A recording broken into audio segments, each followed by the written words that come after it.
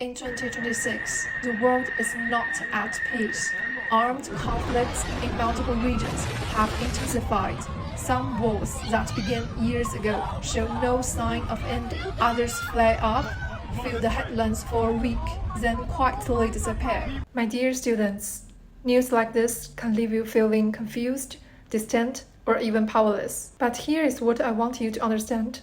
None of this is as far away from you as it seems. Today's world is deeply connected. A conflict in one region can push up global oil prices within days. That affects your family's electricity bill. It affects your parents' business and their export orders. It affects visa approval for international students. It might even affect your tuition fees next semester. War is never just a line drawn on the map. Think about this. Can you think of an international event that felt completely unrelated to your life, but was quietly affecting you all along? How did it reach you? A single grain of sand blowing by the wind of history, landing on one ordinary person, can become a mountain they may never climb over. I want to ask you to do something. Close your eyes.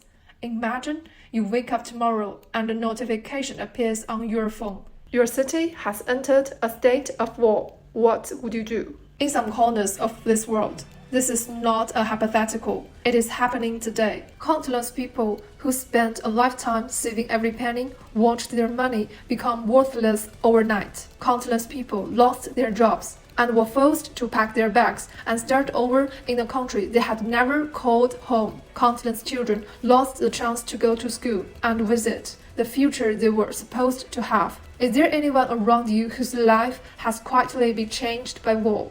Share your story in the comments. Think about this. If tomorrow you were told you had to leave your city forever and could never come back, what would you take with you? What would be the hardest thing to leave behind? What we see in the news is casualty numbers, front lines advancing, peace talks collapsing, but behind every number is a real human life.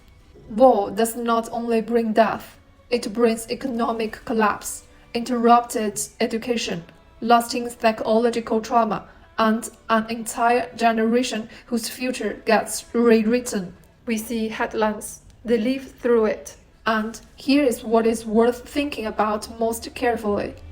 On both sides of any conflict, there are ordinary families, ordinary children, and ordinary dreams.